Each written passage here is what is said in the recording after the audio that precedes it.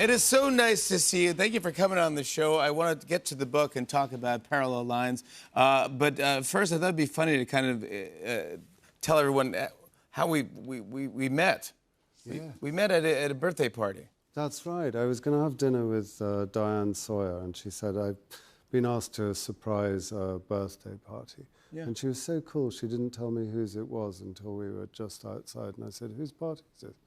And it was Lorne Michaels' 80th. Yeah. And you were at Lauren's 80th birthday party, and you sat next to me. Yeah. And was I a good dinner date? Fabulous. Thank you. All right, good. We hit it off when we were just talking, and you said that you have a new novel coming out. And I go, when is it coming out? I go, you should come on the show. We should talk about it. That's right. And then I got into you, and I deep dove. You're fantastic. You're an unbelievable author, and I want to talk about your new book, Parallel Lines. But Patrick Melrose is phenomenal. That's a big popular series that you did. Benedict Cumberbatch turned it into a series. And I read somewhere that he was into it before he even made it. That's right. He'd read it, and he tweeted that the two parts he most wanted to play were Hamlet, which people had heard of. I mean, people have played Hamlet before. And then Patrick Melrose, and there was a flurry of confusion. And then suddenly 106 production companies rang the next day. They'd found out. Yeah. Oh they'd my found gosh. out who Patrick Melrose was. And he nailed it, because he's unbelievable. And he did a brilliant performance. But now he does the audiobooks for your... We became friends, and out of kindness and loyalty, he reads. And I saw him last week reading Parallel Lines. and it was... Yeah. Would you ever do one of your audiobooks? You have a great, soothing voice. A soothing voice. Yeah. Yes. I think you should be on like Headspace or the Calm app or something. Yeah. Very soothing. Yeah. Well, I do use audiobooks to put me to sleep. So perhaps I should, on that basis, I should offer myself. Think about it. Yeah. Well, this is Parallel. This is your 11th novel, by the way. Oh my goodness.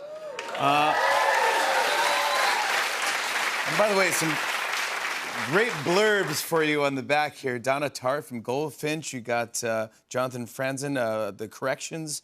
You have Zadie Smith. I mean, these are great people praising you and this book. When you get to writing a book, because I write books like this.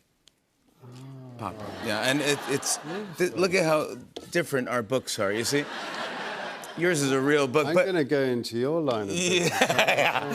Mine's much easier. But how do you get into this? And can you start at like chapter 5 and then go backwards and then go to... No, I'm like an anteater. I'm not like an eagle. I just go straight forward from chapter 1 to, and then I write the end at the end. Yeah, really? You got all the way through? I'm very, very literal about it. Because I only know what I want to say as I write it. I make it up as I go along. Maybe it already exists in my imagination and gets downloaded when I'm inspired. And then you handwrite these? I handwrite them because there are things you can do with handwriting, like crossing a word out and putting another one in and another one above that. And you have it's like a cliff face. You have the archaeology of all your thinking. And sometimes the third one was the best, or the first one was the best. If you have a laptop or a computer. What you delete, and put something else in, and it's gone, and you don't know, and you don't realise that number 6 was the right one. I'm going to start handwriting my novels from now on. Yeah. And you get another function is circling and an arrow, moving a phrase, you see. But only provisionally, without cutting and pasting. I will do that. Can we describe, what is Parallel Lines about? How do we set this up? It's about twins who are separated at birth and then they meet again in their 40s after having very, very different lives, but still have a bond in common. One of which is having shared the same womb. And I suppose, it's asking the question metaphorically of whether all these things we divide, mind and body and, human and animal and so, whether they need to be divided. And we live in such a divided society. We're so at war with each other and within ourselves. What is the common ground? And that's the metaphoric engine behind this book. It's fantastic. And I also saw you dedicated the book. Maybe you could zoom in here. It says for M.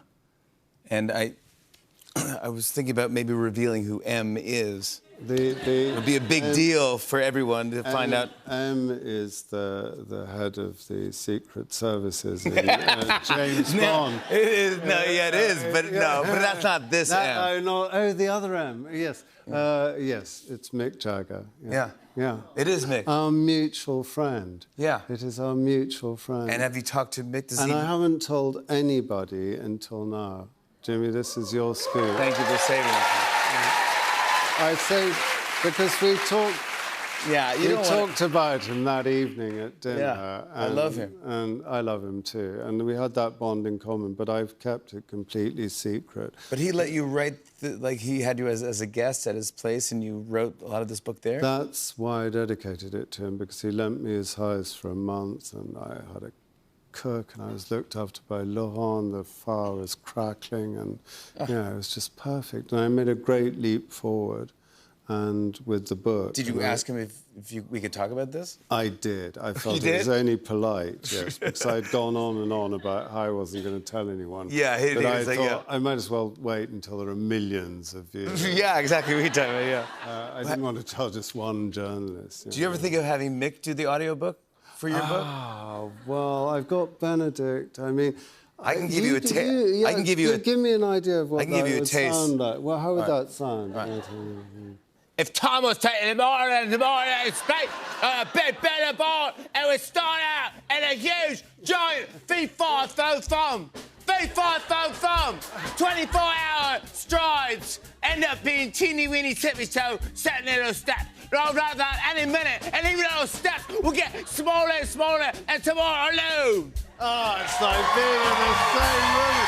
He's got the job. You got it? Sorry, Mick. Edward St. Aubin, Parallel Lines is available now. We'll be right back with stand-up from Yakov Smirnoff. Everybody, stick around.